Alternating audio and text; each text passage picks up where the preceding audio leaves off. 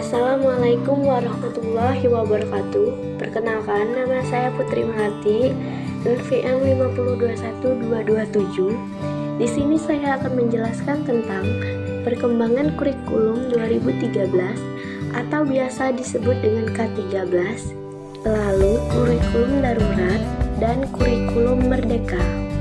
Dosen pengampu Bapak Tio Gusti Satria, Magister Pendidikan.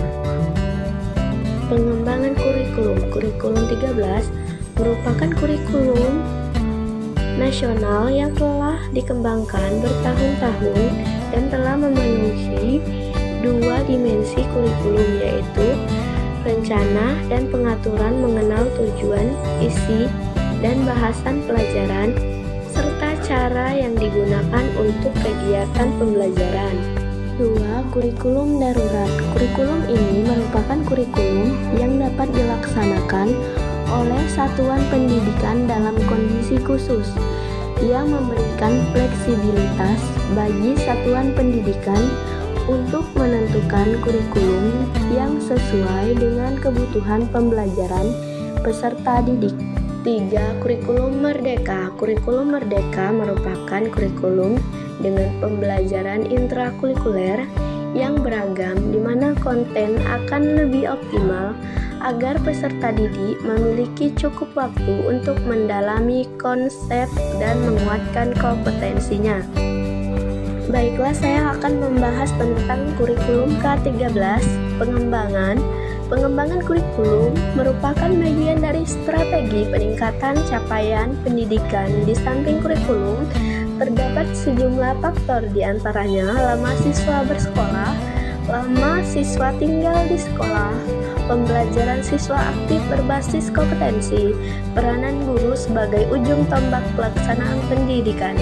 Tujuan pengembangan kurikulum, tujuannya yaitu sebagai bidang studi adalah pengembangan ilmu tentang kurikulum dan sistem kurikulum.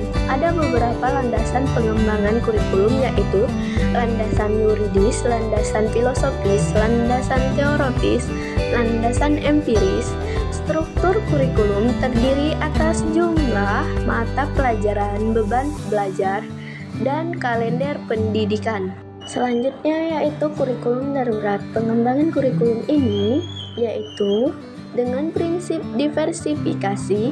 Pengembangan kurikulum dapat dilakukan dengan prinsip diversifikasi sesuai dengan kondisi satuan pendidikan, potensi daerah, dan peserta didik.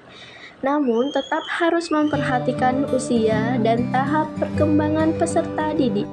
Tujuan pengembangan kurikulum yaitu untuk mengurangi beban pendidik dalam melaksanakan kurikulum nasional dan peserta didik dalam keterkaitannya dengan menentukan kenaikan kelas dan kelulusan. Yang terakhir ada kurikulum merdeka. Yang pertama, pengembangan kurikulum. Materi pengembangan kurikulum merdeka berdasarkan kerangka dasar kurikulum merdeka yang ditetapkan oleh pemerintah pusat terbagi menjadi 4, yaitu profil pelajar, Pancasila, struktur kurikulum, pencapaian pembelajaran, dan prinsip pembelajaran dan aransemennya.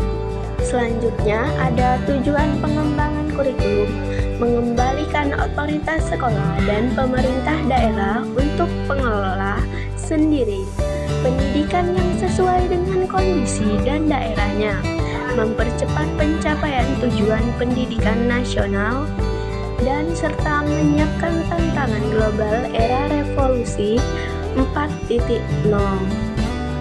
Baiklah, cukup sekian presentasi dari saya, Putri Melati. Apabila ada salah kata, saya mohon maaf. Kepada Allah saya mohon ampun. Wabillahi taufiq wal hidayah. Wassalamualaikum warahmatullahi wabarakatuh.